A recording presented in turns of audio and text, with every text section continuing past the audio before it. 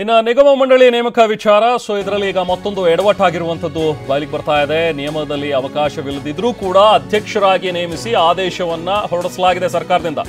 ಸರ್ಕಾರದ ನಡೆಗೆ ಈಗ ಶಾಸಕ ವಿಜಯಾನಂದ ಕಾಶ್ಯಪ್ಪನವರು ಸಿಟ್ಟಾಗಿದ್ದಾರೆ. ಕಾಶ್ಯಪ್ಪನವರವರಿಗೆ ಕರ್ನಾಟಕ ಕ್ರೀಡಾ ಪ್ರಾಧಿಕಾರವನ್ನ ಕೊಟ್ಟಿದ್ದಾರೆ. ಈಗ ಸಿಎಂ ಕೊಟ್ಟಿರುವಂತಹ ಈ ಒಂದು ಸಿಎಂ ಕಾರ್ಯಾಲಯದಿಂದ ಬಂದಂತ ಒಂದು ಆದೇಶ ಏನಿದೆಯಲ್ಲ ಅದ್ರ ಪ್ರಕಾರ ಕ್ರೀಡಾ ಪ್ರಾಧಿಕಾರದ ಬೈಲಾದಲ್ಲೇ ಇದಕ್ಕೆ ಅವಕಾಶ ಇಲ್ವಂತೆ.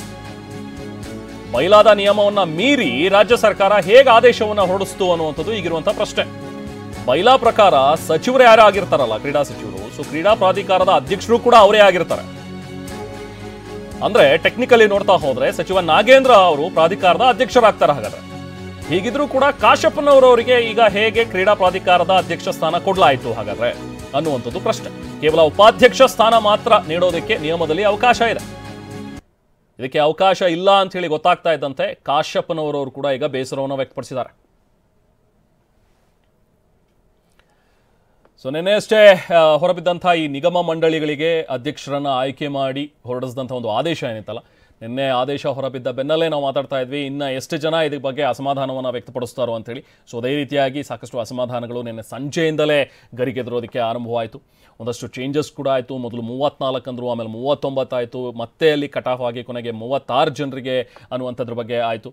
ಇದೆಲ್ಲದರ ನಡುವೆ ಈಗ ವಿಜಯಾನಂದ ಕಾಶ್ಯಪ್ ಅವರವರು ಕೂಡ ಈಗಾಗಲೇ ತಮ್ಮ ಒಂದು ಅಸಮಾಧಾನವನ್ನು ವ್ಯಕ್ತಪಡಿಸ್ತಾ ಇದ್ದಾರೆ. ಡೀಟೇಲ್ಸ್ ಪಡಿತಾ ಹೋಗೋಣ. ನಮ್ಮ ಪ್ರತಿನಿಧಿ ಪ್ರಸನ್ನ ಈಗ ನಮ್ಮ ಜೊತೆಗೆ ಜಾಯ್ನ್ ಆಗಿದ್ದಾರೆ. ಪ್ರಸನ್ನ, ಈಗ ಕ್ರೀಡಾ ಪ್ರಾಧಿಕಾರದ ಬೈಲಾದಲ್ಲೇ ಇದೆ ಅಂತ ಹೇಳಿದ ಮೇಲೆ ಈಗ ಯಾರು ಕ್ರೀಡಾ ಸಚಿವರಾಗಿರ್ತಾರೋ ಅಂದ್ರೆ ಟೆಕ್ನಿಕಲಿ ನಾಗೇಂದ್ರ ಅವರು ಅವರೇ ಅಧ್ಯಕ್ಷರಾಗ್ತಾರೆ. ಹಾಗಾದ್ರೆ ಕಾಶ್ಯಪ್ಪನವರನ್ನ ಅಧ್ಯಕ್ಷರು ಅಂತ ಹೇಳಿ ಮಾಡಿ ಅದು ಹೇಗೆ ಆದೇಶವನ್ನು ಹೊರಡಿಸೋದಕ್ಕೆ ಸಾಧ್ಯ ಆಯಿತು? ಇದು ಯಾರಿಂದ ಆಗಿರುವಂತಹ ಎಡವಟ್ಟು ಹಾಗಾದ್ರೆ ಪ್ರಸನ್ನ? ರೆಹಮಾನ್, ಎಲ್ಲೋ ಒಂದ್ ಕಡೆ ನಿಗಮ ಮಂಡಳಿಗಳ ಹಂಚಿಕೆಯ ಸಂದರ್ಭದಲ್ಲಿ ಒತ್ತಡಕ್ಕೆ ಬಿದ್ದಂತ ರಾಜ್ಯ ಸರ್ಕಾರ ನಿಯಮಾವಳಿಗಳನ್ನ ಪರಿಶೀಲನೆ ಮಾಡದೆಯೇ ನಿಗಮ ಮಂಡಳಿಗಳ ಹಂಚಿಕೆ ಮಾಡ್ತಾ ಎಂಬಂತ ಪ್ರಶ್ನೆ ಎದುರಾಗ್ತಾ ಇದೆ.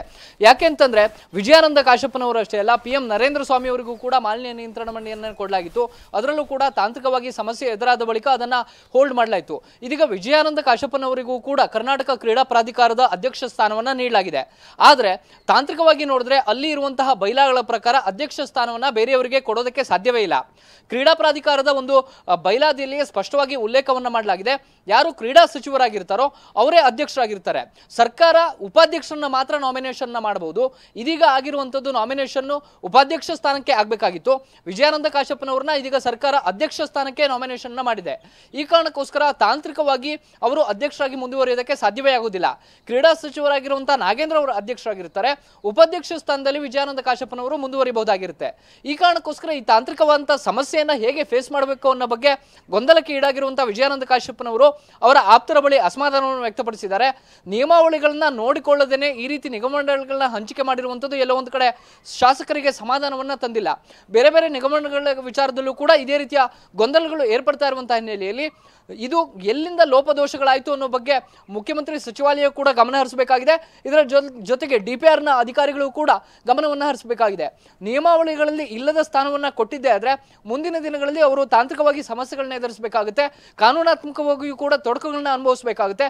ಈ ಕಾರಣಕ್ಕೋಸ್ಕರ ಎಲ್ಲೋ ಒಂದು ಕಡೆ ಕೊಟ್ಟಂತಹ ಸ್ಥಾನಗಳ ಬಗ್ಗೆ ನಿಗಮ ಮಂಡಳಿಗಳ ಬಗ್ಗೆ ಶಾಸಕರಿಗೆ ಪೂರ್ಣ ಮಟ್ಟದ ಸಮಾಧಾನ ಇಲ್ಲ ಅನ್ನುವಂಥದ್ದು ಪದೇ ಪದೇ ಸಾಬೀತಾಗ್ತಾ ಇದೆ.